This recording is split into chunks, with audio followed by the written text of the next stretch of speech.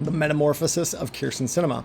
We're not going to go over all of this. It's long. I just want to do it to like bring up Sinema's past to what she's doing now, which is very obvious that she is getting paid well. And she is. I believe she got paid $700,000 this last year. I think that might come up in this.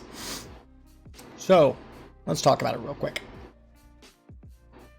I love that this guy came in and then was like sad that I didn't get heated or whatever. So cute. These trolls are just so dumb. I love when they just like love to talk about like how triggered I am. It just cracks me up. They're just such dorks, dude. Fucking literally 14-year-olds. Okay. So, Sarah Mendez Morales had lost almost all hope. It's a 1-hour troll account. Yeah. Had to happen. They love talking about like Hitler all the time because, you know, internet, but also like, God forbid, like I have like a little bit of a goatee and then everyone's like, Hitler stash, ah. Like that's their like whole shtick. I don't know what's up with that. The whole "you're coming" is timely. Interesting, right? God, they're just so annoying. It's just so dumb, is what it is. It's like, I'm 14 and this is funny. It was a cold stretch in early February and she had spent nearly 6 months in the custody of U.S. Immigration and Customs Enforcement in Butler County Jail, a notorious detention center about 35 miles north of Cincinnati.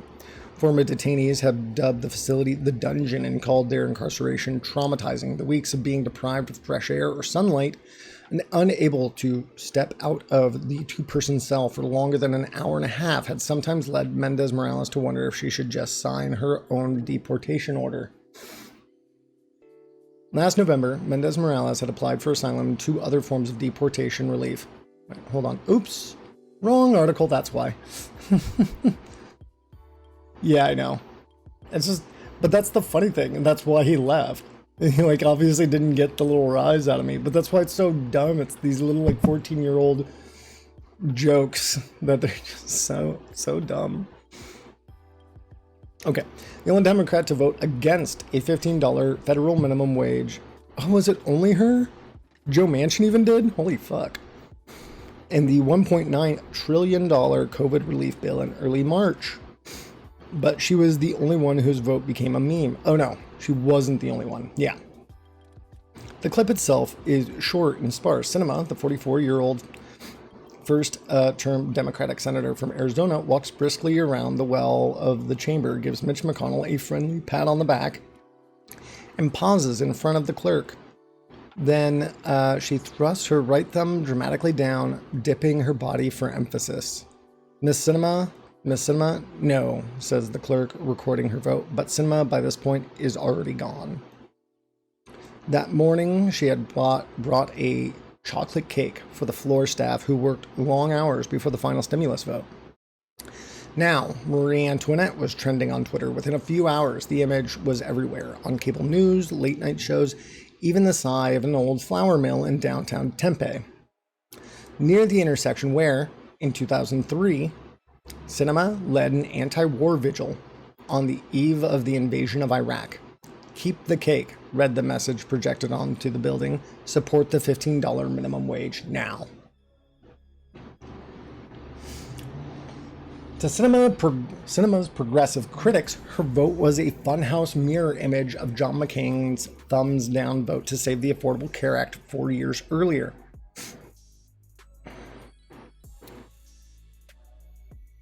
More alarming was her opposition to reforming the filibuster.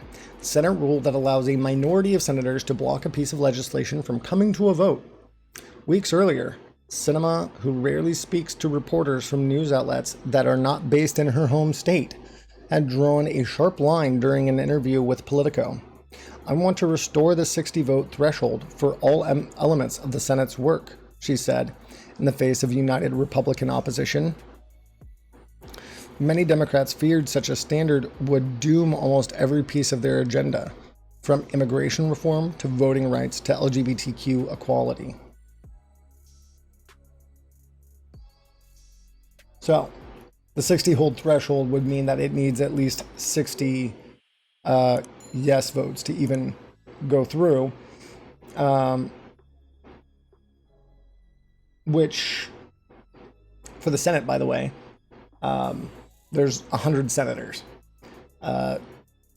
Just a quick recap on how Congress works is 2 chambers, the Senate and the House of Reps, right? The House of Reps is up for re-election. Basically, it is supposed to be the people that are closer to you, that most represent you, is Congress, your representative, federally. Before, other than that, it would be, state assembly or Congress. They're voted in every 2 years, so you can get new people in there. It's also, because of that, a lot of stuff happens very quickly. Maybe you don't get in money bills. Maybe you don't co-sponsor a lot. That's why you got to also try and get reelected, right? Which is also why those people need to focus more in on their communities, which is a big part of being a House representative. Senate is different, though. Senate, it's every 5 years, and there's only 2. The other part that I forgot about the House Reps is that it's proportional to population density. So that's why district lines are drawn. Why there's a gerrymandering issue, that's a whole other thing. But that's why we draw district lines, is for Congress, specifically the House of Representatives. The Senate is just 2 senators for each state. 50 states, 100 senators. So, getting 60, I mean, yeah, you get that. It's more than half, right? And they're saying they need to restore 60 vote threshold. Like that way you have to ensure bipartisanship, but I don't think that will be, that's a very centrist type of look, right? She came out as a very progressive person. I don't think we need 10 more over 50. I'm more than happy with 51. Some people would also say you got to be careful about that too when things change. I don't give a shit. We need to pass legislation and govern. I don't care. We can change things if need be. Democrats expected such intransience from West Virginia's Joe. I've never heard that word. These will change one's views or agree about something. Okay. From West Virginia's Joe Manchin, a conservative from a state Donald Trump carried by 39 points, who once shot climate legislation with a gun, and whose wife cuts his hair with a Flowbee. I don't know what a Flowbee is. What the fuck?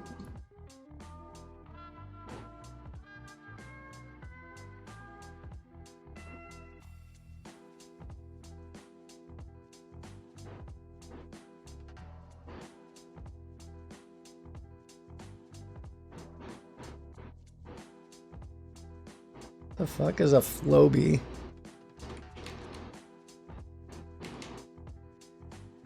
Oh my god. This is what Joe Manchin cuts his hair with?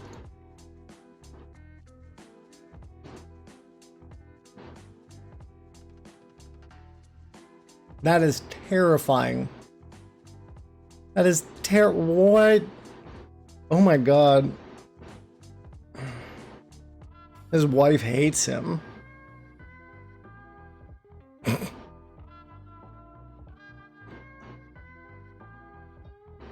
Is this just so guys can do self haircuts or something? What is this?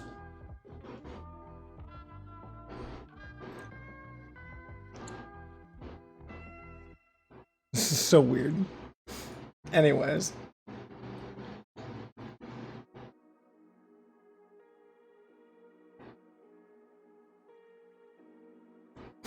But to those who have supported Sinema from the beginning of her career, her heel turn is more painful. Long before she became one of the Democratic caucus's most centrist members, Sinema was so liberal she refused to even join the party. From her family's struggle with poverty during her childhood to her Green Party roots, her rise is the story of striving and adaptation, of the transformation not just of an idealist but of a state.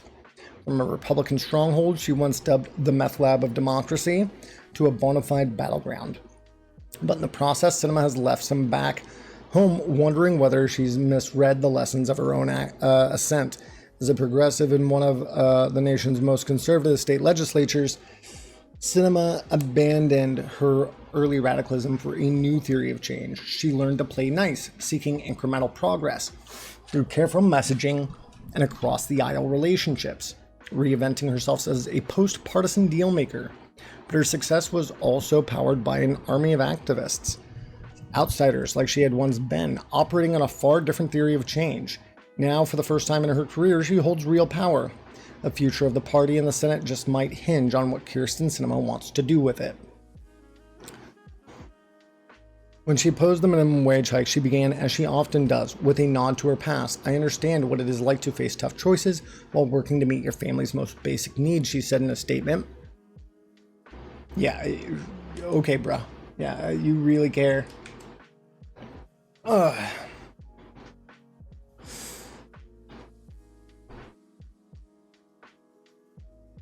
While critics called her a hypocrite and pointed to comments in which she had previously endorsed a higher wage, Sinema insisted she still did support an increase. Oh yeah, I remember this.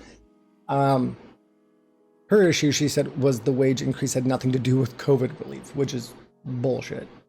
Sinema had become a stickler for the rules. She didn't start off that way. Look, yeah, you could say it's for the rules, but like, just because it's part of COVID relief doesn't mean that it wasn't needed either. The hardships Sinema faced growing up have long formed the foundational story of her politics. Born in Tucson, she moved with her family when she was 8 to a rural community in the Florida Panhandle. After her parents divorced, while her new stepfather struggled to find work, they settled across the street from relatives in a cinder block building that had once been a gas station. She said they subsisted with help from members of the LDS Church to which they belonged. The details of their living arrangement are a matter of dispute. She has often said their home lacked electricity and running water, although relatives insisted to the Washington Post in 2018 that it had both. But a gas station with running water is a gas station nonetheless. Sinema grew up poor and from a young age was possessed with a relentless drive to change her own circumstances. At 16, she was co-valedictorian of her high school class. 2 years later, she graduated from Brigham Young University. She moved to Phoenix, got married at 19, divorced within a few years, and became a social worker at an elementary school in a Mexican-American neighborhood. Sinema worked for Ralph Nader's 2000 presidential bid, managed a campaign for a Green Party state legislature candidate named John Scudder, got a master's in social work at State of Arizona State, and in 2001 launched her first campaign for a seat on the city council. Her interests, she told a local paper, were housing and poverty. She raised practically nothing because she believed donations were bribery. Interesting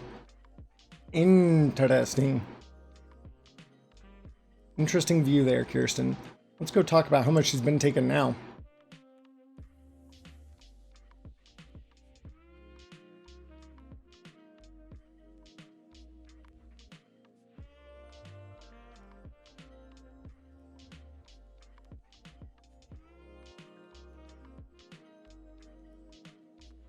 Apparently she has some views on circumcision too. Hold on.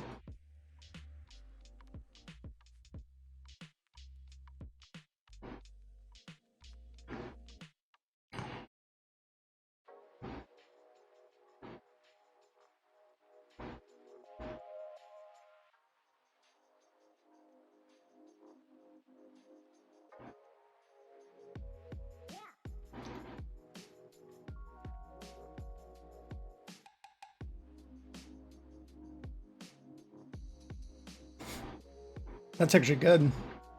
A movement that sometimes drifted towards chaos, Sinema emerged as a natural leader. In charge without being "I'm the boss" kind of in charge, says Seth Pollock, which sounds like a guy talking about women being in charge. I mean, fuck Sinema, but like that definitely does sound like a guy talking about a woman in charge. In charge without being the "I'm the kind of boss" of in charge, says Seth Pollock, a former Green Party activist. She organized protests and invited members over to her house near downtown Phoenix to make signs beforehand. With the uninspired, Sinema even suggested slogans. Bombing for peace is like fucking for virginity. That I thought was good. Real patriots drive hybrids. That one's pretty cringy. On occasion where she wanted to draw attention, and AAPJ, remember, Sinema grabbed a bullhorn and wore pink tutu, an image that would later feature in Republican TV ads. So this is what I'm talking about. She was the SJW that they loved to talk about back then. Oh, there's the Martha McSally ones. Shut up. Everyone remembers where they were on 9/11. I was This deployed lady. to the Middle East, led airstrikes against the Taliban, and I killed so many kids. was the first woman to fly a fighter jet in combat. Killed all those kids while doing I it. know the price of freedom. Whoops. While we were in harm's way, Kids. It's always kids. That's the price of freedom. Muslim kids. in uniform, Krysten Sinema was protesting us in a pink tutu and That denigrating bitch. our service. The world is a dangerous place. Kim Jong-un.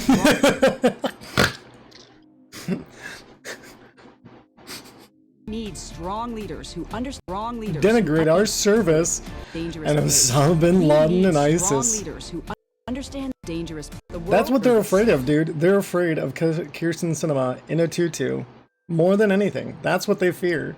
service. The world is a dangerous place. We need strong leaders who understand the Aye, threat aye, aye. and respect our troops. Krysten Sinema fails the test. I'm Martha McSally, and I approve this message. We're anesthesiologists, surgeons. Anyways, you get the point.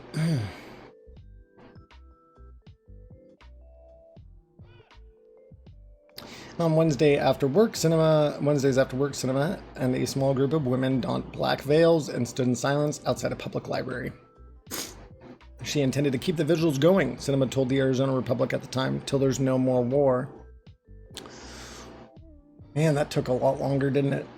That no more. Still, I mean, obviously not done yet, but only one member of Congress had voted against the war in Afghanistan, and the drumbeat for invading Iraq felt unstoppable. But AAPJ members had their own theory of change, rooted in passion and persistence. For a long time on its website, AAPJ featured a slightly altered quote from the anthropologist Margaret Mead. I also want to make sure, I don't know what the AAPJ is. I think I might have skipped over it.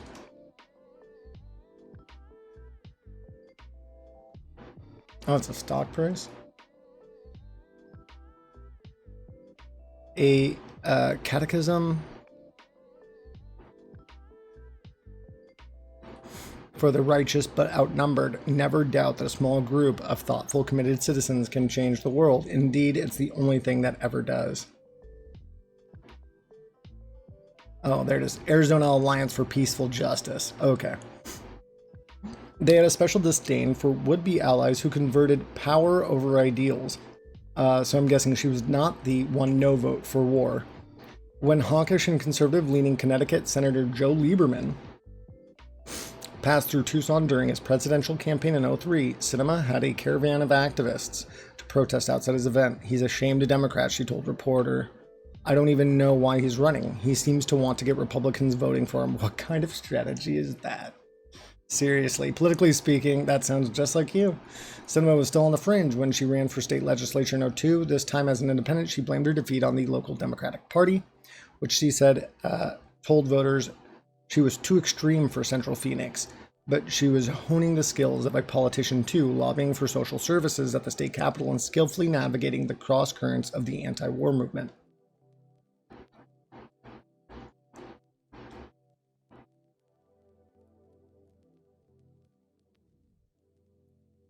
I'm going to continue reading some of this for me, but I kind of want to get to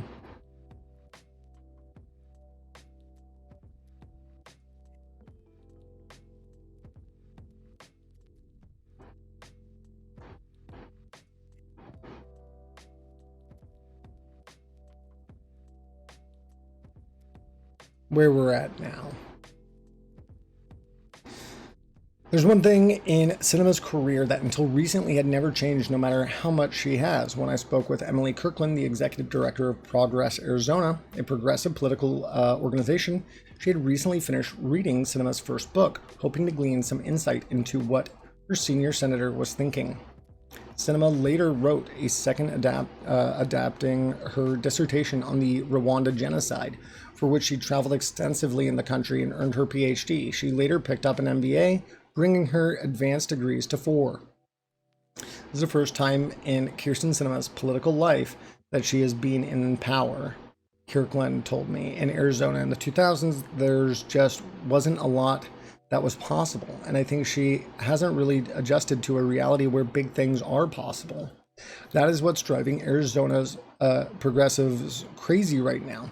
The possibility that after finally acquiring power, Sinema simply won't let Democrats use it. Russell Pierce isn't her boss anymore. For the first time in her career, Sinema doesn't have to choose between playing nice and protesting. She can simply agree to change the rules so the Senate works like it's supposed to. Yeah, this is the issue. The Sinema is a co-sponsor of the Equality Act, for instance. By the way, I'm going to turn up my cameras.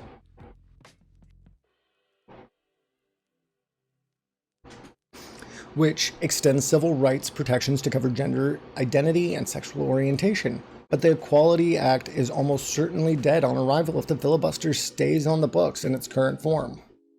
So she's the party's voting rights package. So this is the party's voting rights package, the For the People Act, which advocates say is necessary to stave off the most aggressive voter disenfranchisement campaign since Jim Crow. So is gun control, so is immigration reform, the issue that more than any other made her a political star in Arizona. When the Senate passed a comprehensive immigration reform package in 2013 that included a path to citizenship for millions of undocumented Americans, Sinema hired Eric Andiola, a DACA recipient from Phoenix, as a staffer, and moved her to Washington, D.C. to try to sway Republicans. That made little headway. And what's going on, Talorks? What's up, my guy? Government mandated seaweed break hype. Always, dude. Yeah, no, I was adjusting my camera ISO, Andy, that's all. How we doing, man? How we doing, Talorks? It's good seeing you. We should talk about when I think we should do it as like a Photoshop stream. I think that'll be fun. Our little duel. Then we can make the best memes. You want to do that? That would be, I think, a lot of fun. We can do it like on a topic too. Chatters can give us a topic and donate for a topic idea. Do you like that? I think that would be cool. Maybe this Sunday. Nice. Just got the impression that she's still trying to do that, says Ambiola, who's now Chief Advocacy Officer at the Immigrants. Right. I do like that idea, actually. Dope.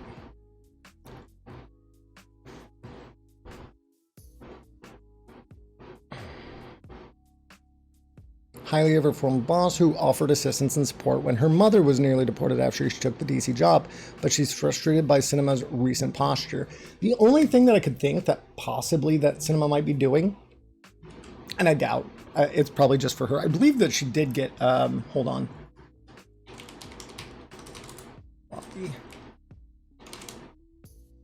Because I swore that I heard that she got about 700,000 from, yeah, saying allies with lobbyists.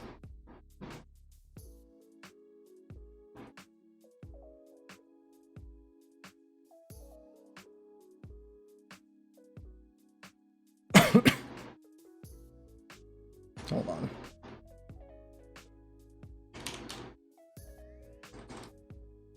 I just need to add that as a hotkey.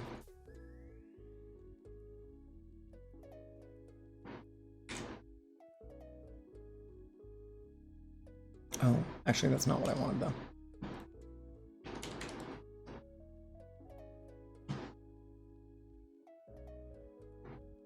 Oh, I didn't see that.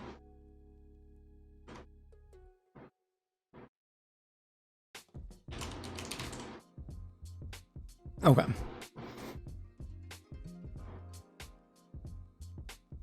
Let's see here. Because I think she got a good bit from, yeah. So here we are, donors. Bruce Bastian.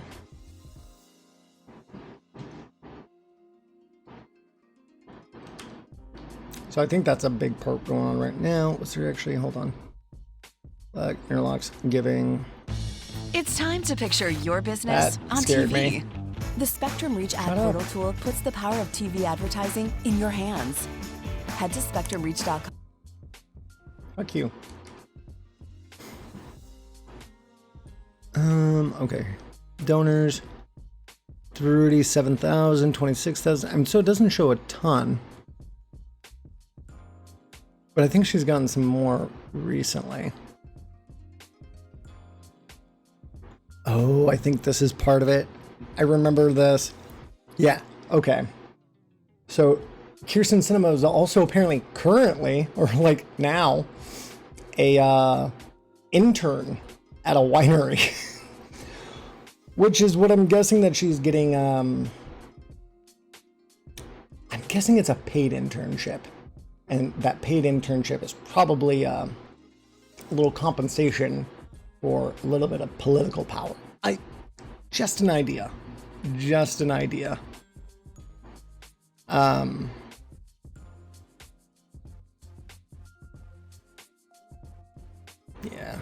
26K, marketing influence at work. 18K. On the victory fund. Attorney, marketing. I'm just seeing if there's anything in particularly that I find Public Square Films interesting.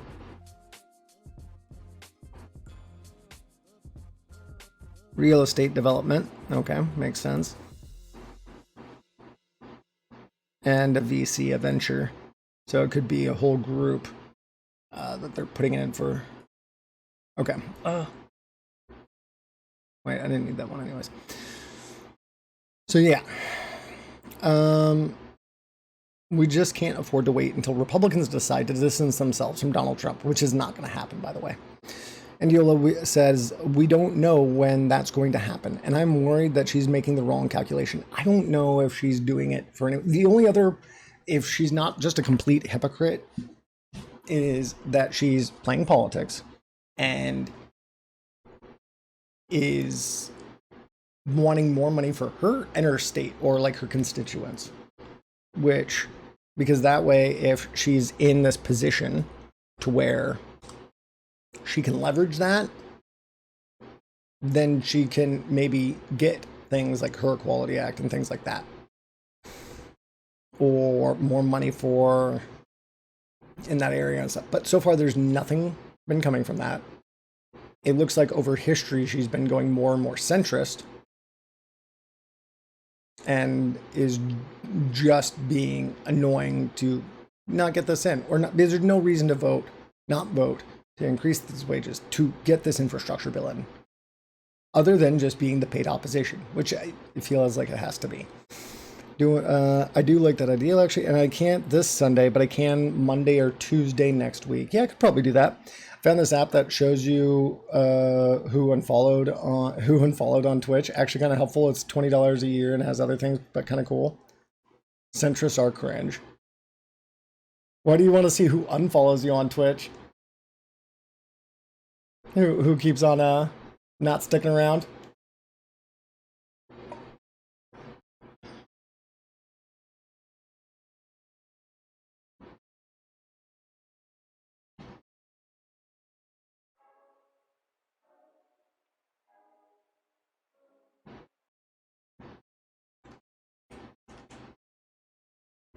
Oh, that makes sense.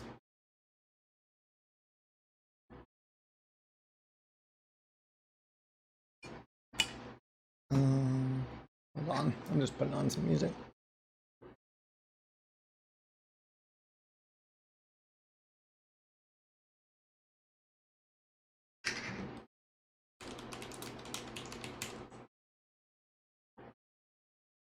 Did something super cringe or just cringe lords being purged? Makes sense too.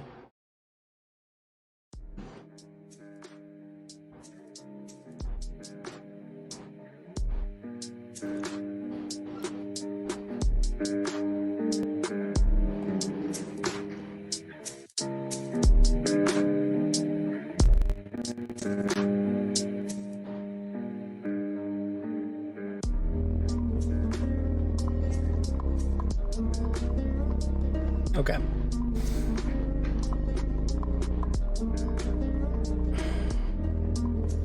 I think that she's concerned about what would happen if some of the institutional protections were taken away and Republicans take control back, which, okay, that's something I already brought up. That's a big concern that always gets brought up. I don't care. Like, what? So is our whole thing just to never get legislation passed because we never do when Dems are actually hold Congress? We're never actually going to get through. And then when we do lose when we do lose during the midterms and then aren't able to do anything, and then it's all blamed on Biden. Republicans pay the media better, and a big part of that is like two reasons. They have a lot of that money backing and can pay,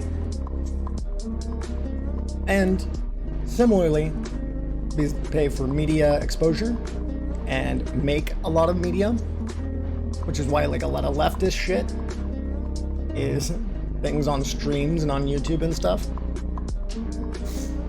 The other is a lot of them are being paid by the same people in the first place. Why wouldn't people say pay the opposition? It's often what this is.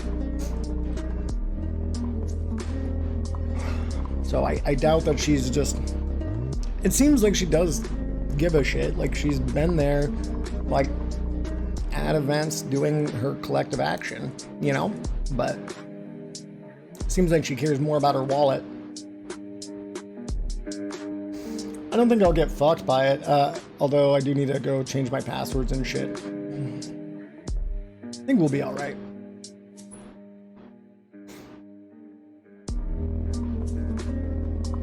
And I could probably be down with Monday Talworks. That'd probably work out pretty well.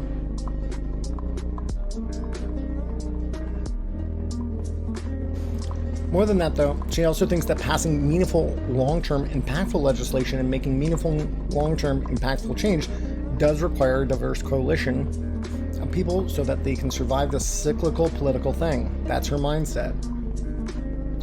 When Sinema ran for Senate in 2018, she seized the maverick mantle of McCain, hammering McSally for attempting to repeal the Affordable Care Act, while at the same time refusing to back the Democratic nominee for governor, David Garcia, who supported more liberal policies like Medicare for All.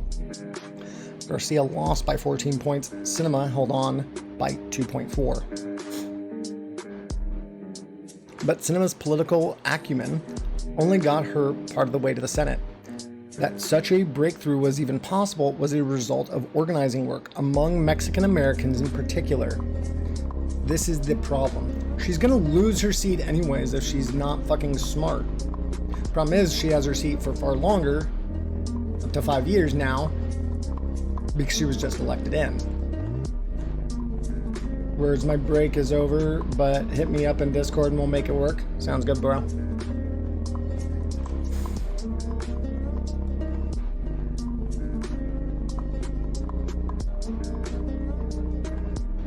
For more than a decade, through the Minuteman clashes, SB 1070, the Pierce recall, and the toppling of the racist Maricopa County Sheriff Joe Arpaio, who's literally just a fucking demon. That's the chain gang guy, by the way, if you aren't aware, remember, from Arizona. Venable recalls Sinema once telling a leadership program that she was involved in that her base was basically suburban white women, but those swing voters were only the final piece. It was the activists she'd once worked closely with who championed a more aggressive theory of change, who brought Arizona to a place where someone like her could win.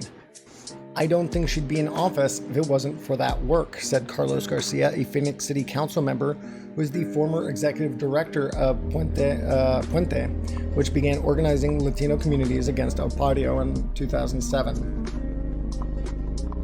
To these activists who supported her in 2018, Sinema's caution tells a different story, that she is misappropriating political capital that others have earned. In her statement explaining her vote against the $15 amendment, for instance, Sinema touted her backing for previous efforts, saying she had strongly supported a 2016 statewide referendum that implemented a gradual minimum wage increase. This has also been a gradual minimum wage increase, by the way. But that initiative was spearheaded by a group called Living United for Change in Arizona. And if Sinema ever endorsed the measure, that's news to Alex Gomez and to Tomas Robles Jr., Lucha's executive directors. More cautious Democrats warned them. They wrote, and so she's probably just lying. They wrote in an op-ed after the measure passed that its failure would set back progressive politics in Arizona for a decade. 2 years later, their campaign received nearly 300,000 more votes statewide than did Sinema. 2018, even as Sinema clung to the center, I guess he has 3 more years in the Senate. A coalition led by Lucha knocked on more than $2.5 million doors for her and the rest of the Democratic slate. Given her recent record, many voters had doubts about her commitment to economic justice and immigrant rights. In Congress, the former social worker who had served on the board of a refugee advocacy group and represented an Iraqi refugee in court while serving in the state legislature, voted to halt the admission of Syrian and Iraqi refugees and supported new penalties for people entering the country illegally. Lucha worked to assuage those concerns. Now Gomez says the group can't even get a meeting. We had more dialogue and communication with Jeff Flake than we do with Krysten Sinema now, she says, referring to Sinema's Republican predecessor. We had more dialogue with John McCain than we do now. And it's because of the organizing work of Lucha, Puente, and others that there are now 2 Democratic senators from Arizona, not just one. A feat that seemed improbable when Sinema was starting out. Unlike Sinema, Mark Kelly has never been a progressive icon, but he did, as an activist, point out, vote to raise the minimum wage to $15 in March. In the aftermath of the vote, critics on the left began sending Sinema Venmo requests for the $15 they felt owed. A state senator, that's awesome, by the way. That's some great collective action there, though. A state senator, Martin Quezada, floated a primary challenge. Veteran activists, like her old AAPJ colleague, Arnau, and newer ones from Indivisible, picketed her office. More than 24 Arizona Democratic Party field organizers signed on to a letter asking her to reconsider. In their thousands of conversations with voters, they'd heard a lot about healthcare, wages, and human rights, they said, but not one word about Senate rules. Who knows, Starhawk said. Maybe there's some psychic connection we can invoke to get her to support changing the filibuster. But it was another voice from Sinema's past who might have distilled her current position to their essence. This girl has changed tremendously, Jan Brewer, the Republican governor, who signed SB 1070 into law, told a sports radio host a few days after the thumbs down, she thought Sinema was crazy when they first crossed paths in Phoenix, but no longer. This is not the person that we all knew, Brewer said. And on that point, at least Krysten Sinema has finally brought everyone together. True.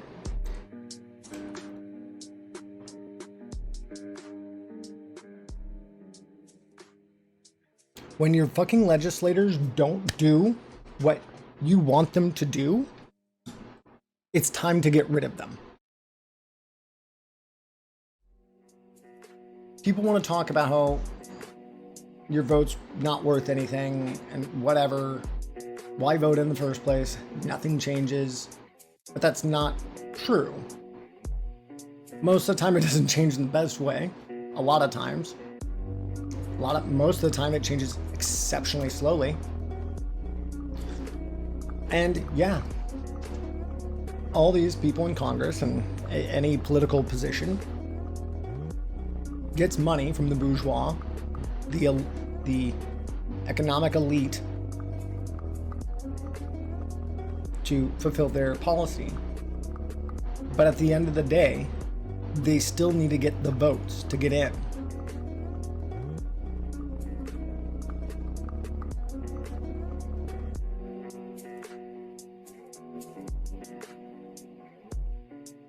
People tirelessly let Krysten Sinema ride on their backs to the Senate.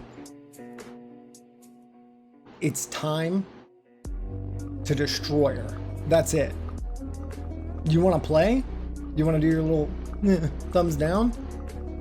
You're gone. And now she's upset that she's, I'm going to say this lightly, getting harassed. Good. I don't care. As long as they're not like physically harming her, murdering her. Good. No rest. I don't care. That is part of your free speech. I don't know if they hurt her here. She was complaining about this not being cool. But again, fuck you, dude. No. Same thing with Oregonian politicians who I did have some representing me before. Some of them are pretty tight, like Senator Ron Wyden. He does a lot of cool stuff, I think, personally. Plenty here in New York to scoff at as well, of course. Make them sweat. Airport greeting. We know that you're part of the negotiations. As Oh.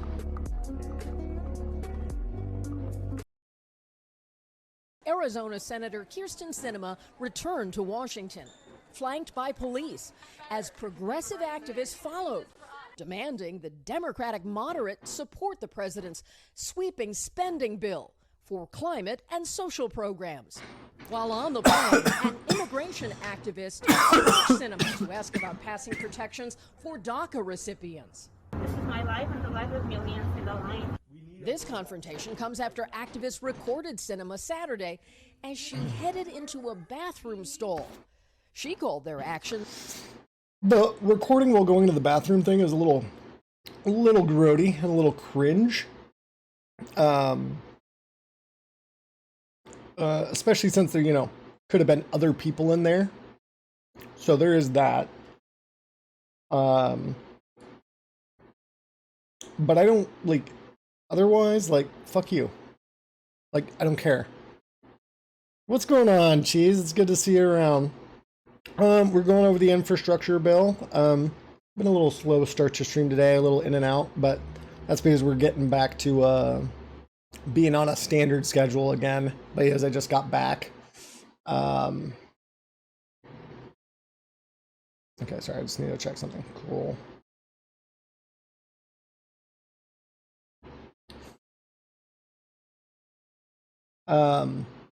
Because so we're going over the details of the immigration infrastructure. And Krysten Sinema and her own hypocrisy and the blood, sweat, and tears of immigrants and progressive political activists that she sat on as a throne up to the Senate to then just forget about them. But yeah, might be a little bit, we've been streaming for about 2 hours, so we may or may not, I might have to keep it lighter, but we are getting back to a schedule. That's why I'm trying to remind people as they do come in as well, because trying to get back into the swing of regular scheduled programming so that all our normals, I can't even talk today. I was going to say normies, but they're not normies. All my normal viewers come in. But yeah, no, it's Wholly inappropriate. now we're also talking about harassing Krysten Sinema, which good. Like I said before, if your rep is, and you, especially if you worked your ass off to help get them there, isn't doing the things that you want, is just going completely this is just such a betrayal of, we'll be talking unions in just a moment. That was going to be I do have to hit that, I think, before I go, for sure. This is the thing. I wanted to do a lighter stream because I got to get to other work and stuff. And then I'm like, I got so much to go over. Maybe not the whole following her in the bathroom with a phone, because like I said, there could be other people in there. It's just a little fucking weird. You could have just circled and wait for her to come out. Because no doubt she was going into the bathroom to hide. I'm sure. But good. Just let her, wait for her to come out. You already got more footage of her. Make her life hell. Wait all day. Make her try to like answer questions. If you don't mind being, actually, I'm not gonna say it on Twitch. Never mind. If you want to do something that's embarrassing, but maybe not necessarily legal, and you don't mind getting arrested in a video game, some people sometimes do, like, you know, throw like red paint on people and like, you know, slushies and stuff like that. And I mean, it is assault, guys. So don't do it, especially in a video game. Don't do it. May only do it in a video game. But yeah, in a video game, throw red paint and slushies and stuff like that on your politicians. Only in the new Congress, the video game. Okay, only that. Appropriate. In Roblox. Meat has the solutions that we need. Yeah, again, a little cringe, but the houseboat of West Virginia's Joe. And also, Manchin. what the fuck? Yeah, I'm not gonna vote on your infrastructure. You guys can just watch me on my little boat called Almost Heaven. Appeared at his office Monday, where Manchin agreed to meet. The president was asked if the protests against the two senators crossed a line. I don't think they're appropriate tactics, but it happens to every. Yes, but it happens to everyone. The one that with Manchin, whatever, like they were out outside of his boat. Fuck that. Going into the bathroom thing with the phone, that there's privacy of others, and it's also just weird. She was obviously like running away because she was cornered, but I don't care about that part. Under pressure to bring his own party together. I've been able to close a deal on 99% of my party. 2. The president short the votes of Manchin and Sinema, while he is also urging a larger group of progressives to lower their expectations and agree to a spending package much smaller. It's already been brought up, but like, whip the fucking shit out of her. Which, again, if you aren't used to political lingo, it's not. Just because I saw this, like Hassan had to like tell people, whipping means like whipping your caucus, right? They can push her to get it. And a big part of that is like what I was talking about earlier. Remember, I talked about committees, because that's where a lot of the power comes from in Congress, because Congress delegates its own power to committees. That's why taking Marjorie Taylor Greene off her committees was important. It's also why the Dems who run committees that she is on can also say, fuck you, and make sure not to do that. Or say, hey, maybe you're not gonna be on this bill anymore that like helped you, or like things that you want to, or whatever. That's how you whip them, okay? That's the political pressure that we need from the Dems. That's not what Biden's been doing. Do fucking harder. Don't ask. I don't care. Just get it done. Like, that's all that need. Like, it's just these two people, and it's like, oh, I just need my two. What happens with the fucking Republicans? Dude, they're like, yes, sir. Because they, like, literally love hierarchy. Like, that's Ted Cruz, by the way. That was my impression. Like, there's no, like, they're gonna do it. There's no doubt. It finishes the job. It gets the money from the donors, and it fulfills the agenda. Do that. They have the power. You can whip your caucus. It's 2 fucking senators. Than the current $3.5 trillion price tag. Would you be willing to go down to And- $2 trillion? Senator Leader Schumer wants to see the $2 trillion. Senator Leader Schumer wants $2 $1 price tag. Would you be willing to go down to $2 trillion? Senator Leader Schumer wants to see this done by the president facing an uppill battle to unite Would you go his down party. to 2? So today the president is Again, the heading to 3.5 Howell, is Michigan to build up public nothing, support but whatever. for his plans by laying out how that community would benefit.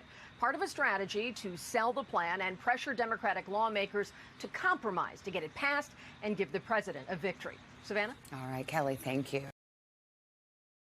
Yeah. Hey, thanks for watching our YouTube channel. Roker, stop it.